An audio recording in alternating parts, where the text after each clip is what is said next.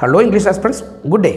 Chinese பேசுகிறவங்களுக்கும் அதே grammar, Japanese பேசுகிறவங்களுக்கும் அதே கிராமர், சான்ஸ்கிரிட் பேசுகிறவங்களுக்கும் அதே கிராமர், ஹிந்தி பேசுகிறவங்களுக்கும் அதே கிராமர், தமிழ் பேசுகிறவங்களுக்கும் அதே கிராமர். அது எப்படி ஒரு வேகமான சிறப்பான மெத்தட் அமைய முடியும்? அதனால் தமிழுக்கு தகுந்த கிராமர் அல்லது தமிழுக்கு தகுந்த டீச்சிங் மெத்தட் அப்படின்னு ஒரு கான்செப்டை நம்ம ரிசர்ச்சுக்கு எடுத்துக்கிட்டு இருக்கோம். இந்த ரிசர்ச்சில் ஒரே நிமிடத்தில் ஆங்கில வாக்கியத்தின் அமைப்பும் இந்த பிரபஞ்சத்தின் அமைப்பும் கிட்டத்தட்ட ஒன்றே என்ற கண்டுபிடிப்பு அதெல்லாம் இருக்குது. இதெல்லாம் நம்ம தொடர்ந்து வரக்கூடிய வீடியோக்களில் பார்ப்போம். இதில் இந்த மெத்தடில் நம்ம படிக்கும்போது இங்கிலீஷை மாஸ்டர் பண்ணுறதுக்கு நம்ம நிறையாலாம் ஒன்றும் படிக்கணுங்கிற அவசியம் இல்லை. ஒரே ஒரு சென்டென்ஸை பெர்ஃபெக்டாக படிக்க தெரிஞ்சால் போதும், பெர்ஃபெக்டாக அமைக்க தெரிஞ்சால் போதும். அதிலிருந்தே நாம் பலவிதமான வாக்கியங்களை அமைக்க முடியும் அப்படிங்கிறத நம்ம கண்டுபிடிச்சிருக்கோம். அதில் ஒன்று தான் இதுக்கு முன்னாடி இருந்த ஒரு வீடியோவில் போட்டிருப்போம். அதாவது ஸ்டேட்மெண்ட், இம்பரேட்டிவ், இன்ட்ரகேட்டிவ், எக்ஸ்க்ளமேட்டரி அப்படிங்கிற சென்டென்ஸை எப்படி ஒரே வாக்கியத்தில் உண்டாக்குறது அப்படிங்கிறத போட்டிருப்போம். அதை பார்க்க விரும்புகிறவங்க அதை நீங்கள் அதில் போய் பாருங்கள். இப்போ தமிழுக்கு தகுந்த டீச்சிங் மெத்தட் அப்படிங்கிற இந்த முறையில் ஒரு வாக்கியம் அமைக்கும் விதத்தை பார்ப்போம். கண்டனுக்குள்ளே போகலாமா?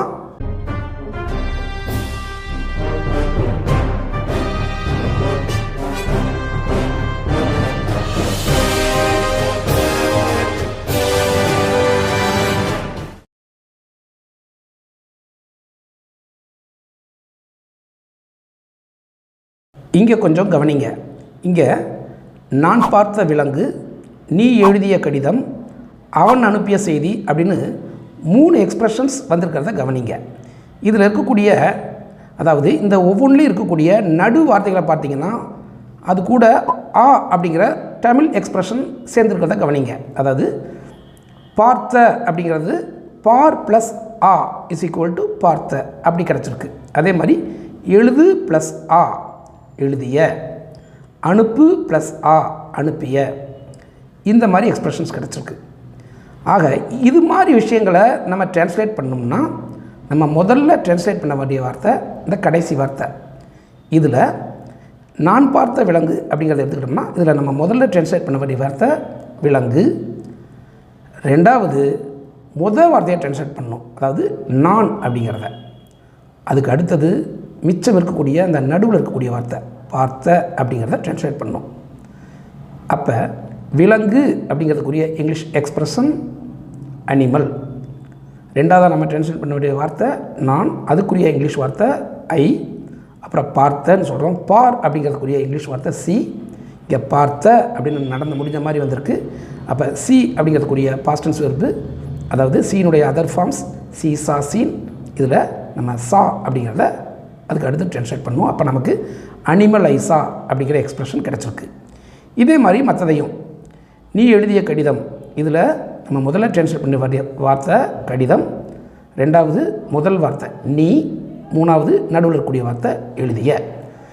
இப்போ கடிதம் அப்படிங்கிறதுக்குரிய இங்கிலீஷ் எக்ஸ்ப்ரெஷன் லெட்டர், அதுக்கு அடுத்தது நீ அப்படிங்கிறத போடணும். அதுக்குரிய இங்கிலீஷ் எக்ஸ்ப்ரெஷன் யூ. அதுக்கு அடுத்தது நடுவில் இருக்கக்கூடிய எழுதிய அப்படிங்கிற அந்த வார்த்தை, எழுது அப்படிங்கிறதுக்குரிய இங்கிலீஷ் எக்ஸ்ப்ரெஷன் ரைட். அதனுடைய other forms write, wrote, written. இங்கே எழுதிய அப்படின்னு நடந்து முடிஞ்ச மாதிரி சொல்லியிருக்கோம். அப்போ second form of the verb past tense வெர்பை போடணும். அதுக்குரிய வெர்பு இங்கே ரோட். அப்போ நம்ம ரோட் போடணும். ஆக நமக்கு லெட்டர் யூ ரோட் அப்படிங்கிற எக்ஸ்ப்ரெஷன் கிடச்சிருக்கு.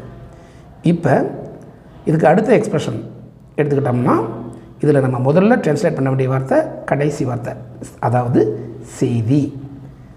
அடுத்தது முதல் வார்த்தை, அதாவது அவன். மூணாவதாக நடுவில் இருக்கக்கூடிய வார்த்தை அனுப்பிய. இப்போ செய்தி அப்படிங்கிறதுக்குரிய இங்கிலீஷ் எக்ஸ்ப்ரெஷன் மெசேஜ், அதை முதல்ல போட்டுக்குவோம். ரெண்டாவதாக அந்த அவன் அப்படிங்கிறதுக்குரிய வார்த்தையை போடணும். அதுக்குரிய இங்கிலீஷ் வார்த்தை ஹீ. அப்புறம் மூணாவதாக நடுவில் இருக்கக்கூடிய வார்த்தை அனுப்பிய. அனுப்பு அப்படிங்கிறதுக்குரிய இங்கிலீஷ் வார்த்தை சென்ட். இங்கே அனுப்பிய அப்படின்னு நடந்து முடிஞ்ச மாதிரி சொல்கிறோம். அப்போ சென்ட் அப்படிங்கிறதுக்கூடிய other forms of the verbs வந்து சென்ட், சென்ட், சென்ட். நம்ம இந்த பாஸ்ட் டென்ஸ் வெர்ப் போடணும், அதாவது செகண்ட் ஃபார்ம் ஆஃப் த வெர்பை போடணும். இப்போ சென்ட் போடணும். இப்போ நமக்கு என்ன கிடச்சிருக்கு?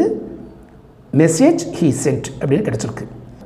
இப்போ இதை நாம் ஒன்றொன்னா எடுத்து சென்டென்ஸுக்கு ஃப்ரேம் பண்ணும்போது முதல்ல நம்ம இந்த நான் பார்த்த விலங்கு அப்படிங்கிறத எடுத்துக்குவோம். அதுக்கு நமக்கு கிடச்சிருக்க எக்ஸ்ப்ரெஷன் அனிமல் ஐசா. இதை நம்ம சென்டென்ஸுக்கு ஃப்ரேம் பண்ணும்போது இந்த அனிமல் அப்படிங்கிற அந்த முதல் வார்த்தைக்கு முன்னாடி த போட்டுக்கணும். ஏன்னா நம்ம இங்கே ஏதோ ஒரு விலங்க சொல்ல குறிப்பிட்டு சொல்கிறோம். நான் பார்த்த விலங்கு அப்படின்னு, அதனால் அதுக்கு முன்னாடி த போட்டுக்கணும். இதை ஃபஸ்ட் பிளேஸில் போட்டு வாக்கியம் அமைச்சோம்னா இதுக்கு அடுத்தது ஒரு வெர்பும் சம்மந்தப்பட்ட ஒரு எக்ஸ்பிரஷனும் போட்டோம்னா போதும். அதாவது த அனிமல் ஐ சா, நான் பார்த்த விலங்கு, இருந்தது அப்படிங்கிறதுக்குரிய இங்கிலீஷ் வார்த்தை இருந்தது அப்படின்னா வாஸ் போடணும். ஒரு நாயாக அப்படின்னு சொல்லுவாங்கன்னா ஒரு நாய்ங்கிறதுக்குரிய எக்ஸ்பிரஷன் டாக். அப்போ நமக்கு த அனிமல் ஐ சா வாஸ் அ டாக் நம்ம சொல்ல முடியும்.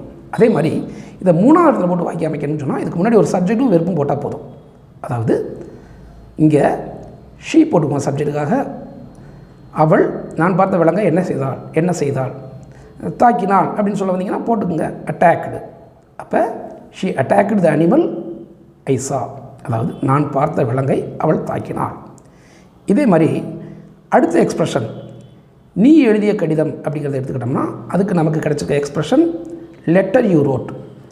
இதை நம்ம ஃபஸ்ட் பிளேஸில் போட்டு வாக்கியம் அமைக்கணும் அப்படின்னு நினச்சோம்னா இதுக்கு முன்னாடி த போட்டுக்கணும் வழக்கம் போல். ஏன்னா நம்ம ஏதோ ஒரு லெட்டர் சொல்லலை குறிப்பிட்டு சொல்கிறோம் நீ எழுதிய கடிதம்னு, அதனால் அதுக்கு முன்னாடி த போட்டுக்கணும்.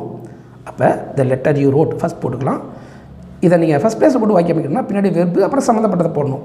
நீ எழுதிய கடிதம் இருக்கிறது, எப்படி இருக்கிறது, இருக்கிறதுங்கிறதுக்குரிய வார்த்தை இஸ் போட்டுக்கலாம். நம்ம எப்படி இருக்கிறது, கிளியர் தெளிவாக. இப்போ நீ எழுதிய கடிதம் தெளிவாக இருக்கிறது நாம் சொல்ல முடியும். இதே மாதிரி இதை நம்ம தேர்ட் பிளேஸில் போட்டு வாக்கியம் அமைக்கணும் அப்படின்னு சொன்னோம்னா வழக்கம் போல் அதுக்கு முன்னாடி த போட்டுக்குவோம். அப்போ த லெட்டர் யூ ரோட் அப்படின்னு கிடச்சிது. இதுக்கு முன்னாடி ஒரு சப்ஜெக்டும் வெறுப்பும் போட்டால் போதும். இது சென்டென்ஸாக மாறிடும். நம்ம சப்ஜெக்டுக்காக ஐ போட்டுக்குவோம். நான் நீ எழுதிய கடிதத்தை என்ன செய்தேன், வாசித்தேன், படித்தேன் அப்படின்னு சொல்ல வந்தீங்கன்னா அதுக்குரிய வார்த்தையை போட்டுங்க ரெட். அப்போ I read the letter you road அப்படின்னா நான் நீ எழுதிய கடிதத்தை வாசித்தேன் அப்படின்னு அதுக்குனுடைய அர்த்தம் கிடைக்கும்.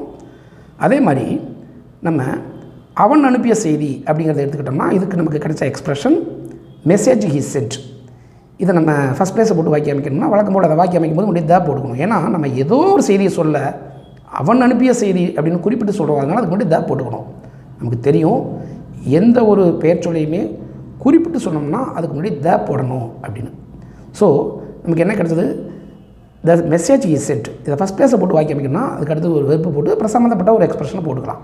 அப்போ நமக்கு இங்கே த மெசேஜ் ஹி சென்ட்னா அவன் அனுப்பிய செய்தி இருந்தது அப்படின்னு சொல்லுவாங்க. இந்த சிங்குலர் அப்போ வாஸ் போட்டுக்கலாம். இருந்தது அப்படிங்கிறதுக்கு எப்படி அதிர்ச்சி அளிக்கக்கூடியதாக அப்படின்னு சொல்ல வந்தீங்கன்னா ஷாக்கிங், அதுக்குரிய வார்த்தை ஷாக்கிங் போட்டுக்கலாம். அப்போ என்ன சொல்ல முடியும் நம்ம, த message he send was shocking, அதாவது அவன் அனுப்பிய செய்தி அதிர்ச்சி அளிக்கக்கூடியதாக இருந்தது அப்படின்னு இதுக்கு அர்த்தம். அதே மாதிரி இதை நம்ம தேர்ட் பிளேஸை போட்டு வாக்கியம் அமைக்கணும்னா இதுக்கு முன்னாடி ஒரு சப்ஜெக்டும் வெறுப்பும் போட்டால் போதும். இதுக்கு முன்னாடி நம்ம சப்ஜெக்ட்டுக்காக எந்த சப்ஜெக்ட் வேணாலும் நம்ம போடலாம். நமக்கு பிடிச்ச subject I, we, you, they, he, she, இதை எது வேணாலும் போடலாம். நம்ம வி போட்டுக்குவோமே. வி நாங்கள் அவன் அனுப்பிய செய்தியை என்ன செய்தோம், பெற்றுக்கொண்டோம் அப்படின்னு சொல்ல வந்தீங்கன்னா பெற்றுக்கொள் அப்படிங்கிறதுக்குரிய இங்கிலீஷ் வார்த்தை ரிசீவ். பெற்றுக்கொண்டோம் அப்படின்னு சொல்ல வந்தீங்கன்னா ரிசீவ்டு அப்படின்னு போட்டுக்கலாம். அப்போ நமக்கு we received the message he sent அப்படின்னு எழுதிக்க முடியும். எப்படி சொல்ல முடியும், இதனுடைய மீனிங் நாங்கள் அவன் அனுப்பிய செய்தியை பெற்றுக்கொண்டோம். சரி, இது எப்படி உண்டாயிருக்கு, அதாவது த அனிமல் ஐ சா, the letter you road, the message he send இதெல்லாம் எப்படி உண்டாயிருக்கு அப்படின்னு பார்த்தோம்னா நாம் கேள்விப்பட்டிருப்போம் சென்டென்ஸ் பேட்டர்னில் SVO, அதாவது சப்ஜெக்ட் வெர்பு ஆப்ஜெக்ட்னு. இதில் பின்னாடி இருக்கிற ஆப்ஜெக்டை முன்னாடி, அதாவது சப்ஜெக்ட்டுக்கு முன்னாடி கொண்டு வந்து போட்டோம்னா இந்த மாதிரி எக்ஸ்பிரஷன்ஸ் நமக்கு கிடைக்கும். அதாவது த அனிமல் ஐ சா அப்படிங்கிற இந்த சென்டென்ஸ் எடுத்துக்கிட்டோம்னா இதனுடைய ஒரிஜினல் சென்டென்ஸ் ஐ சா அன் அனிமல். இதில் அன் அனிமல் அப்படிங்கிறது ஆப்ஜெக்ட். நாம் இதை தூக்கி ஐ அப்படிங்கிற சப்ஜெக்ட்டுக்கு முன்னாடி கொண்டு வந்து போட்டோம்னா அன் அனிமல் ஐ சா அப்படிங்கிற ஒரு எக்ஸ்பிரஷன் கிடைக்கும். இதுக்கு நான் பார்த்த ஒரு விலங்கு அப்படின்னு அர்த்தம். இதில் நம்ம ஒருங்கிறதே வச்சுக்க முடியும். ஆனால் நம்ம குறிப்பிட்டு சொல்ல வரணும்னா அந்த ஒரு அப்படிங்கிறதுக்குரிய வார்த்தையான அப்படிங்கிறத எடுத்துகிட்டு அந்த இடத்துல நம்ம த போட்டுக்கலாம். இப்படி தான் நமக்கு த அனிமல் ஐ சா அப்படிங்கிற எக்ஸ்பிரஷன் கிடச்சிருக்கு. அதே மாதிரி தான் த லெட்டர் யூ ரோட் அப்படிங்கிறத எடுத்துக்கிட்டோம்னா இதனுடைய original sentence you road a letter. இதில் அந்த பின்னாடி இருக்கிற ஆப்ஜெக்டான அ லெட்டர் அப்படிங்கிறத யூ அப்படிங்கிற சப்ஜெக்ட்டுக்கு முன்னாடி கொண்டு வந்து போட்டோம்னா அ லெட்டர் யூ ரோட் அப்படிங்கிற எக்ஸ்பிரஷன் நமக்கு கிடைக்குது. இதில் நம்ம குறிப்பிட்டு சொல்ல விரும்புகிறனால அந்த அப்படிங்கிறத எடுத்துகிட்டு த போட்டுக்கிறோம். அப்போ நமக்கு த லெட்டர் யூ ரோட் அப்படிங்கிறது கிடைக்குது அப்படின்னு தெரிஞ்சுக்கோங்க. அதே மாதிரி தான் த மெசேஜ் ஹி சென்ட் அப்படிங்கிற சென்டென்ஸ் எடுத்துக்கிட்டோம்னா இதனுடைய original sentence he send a message. இதுலேயும் நம்ம பின்னாடி இருக்கிற ஆப்ஜெக்டான அ மெசேஜ் அப்படிங்கிறத அந்த சப்ஜெக்ட்டுக்கு முன்னாடி, அதாவது ஹி அப்படிங்கிற சப்ஜெக்ட்டுக்கு முன்னாடி கொண்டு வந்து போட்டோம்னா அ மெசேஜ் ஹி சென்ட் அப்படிங்கிற எக்ஸ்பிரஷன் நமக்கு கிடைக்குது. இதில் நம்ம குறிப்பிட்டு சொல்ல விரும்புறதுனால அந்த அப்படிங்கிறத எடுத்துகிட்டு த போட்டுக்கிறோம். அப்போ நமக்கு த மெசேஜ் ஹி சென்ட் அப்படிங்கிற எக்ஸ்ப்ரெஷன் கிடச்சிருக்கு அப்படின்னு நம்ம தெரிஞ்சுக்குவோம். இதைத்தான் நாம் இங்கே the animal seen by me, the letter written by you, the message sent by him இந்த மாதிரி பேசிக்கிட்டு இருக்கோம். ஆனால் இதை ரொம்ப சரியாக எப்படி சொல்கிறது அப்படிங்கிறது தான் இங்கே நம்ம வீடியோவில் பார்த்துருக்கக்கூடிய விஷயமே அப்படின்னும் தெரிஞ்சுக்கோங்க. ஆக வழக்கமான கிராமர் படி பழைய மெத்தட்லேயே படிக்காமல் இந்த மெத்தடில் படித்தோம்னா ஒரே ஒரு சென்டென்ஸு சரியாக அமைக்க தெரிஞ்சால் போதும். இந்த வீடியோவில் நாம் காமிச்சிருக்க மாதிரி பலவிதமான எக்ஸ்ப்ரெஷன்ஸை உண்டாக்கி பல விதமாக ஈஸியாக பேச முடியும் அப்படிங்கிறது தான் நம்ம ரிசர்ச்சோட ரிசல்ட்டே. ஆக தமிழுக்கு தகுந்த டீச்சிங் மெத்தட் அப்படின்னு ஒன்று இருக்குது அப்படின்னு தெரிஞ்சுக்கோங்க. இந்த மெத்தடில் நம்ம பெருசாக கிராமர் அப்படின்லாம் சொல்லி மண்டையை உடைச்சிக்கணுங்கிற அவசியம் இல்லை.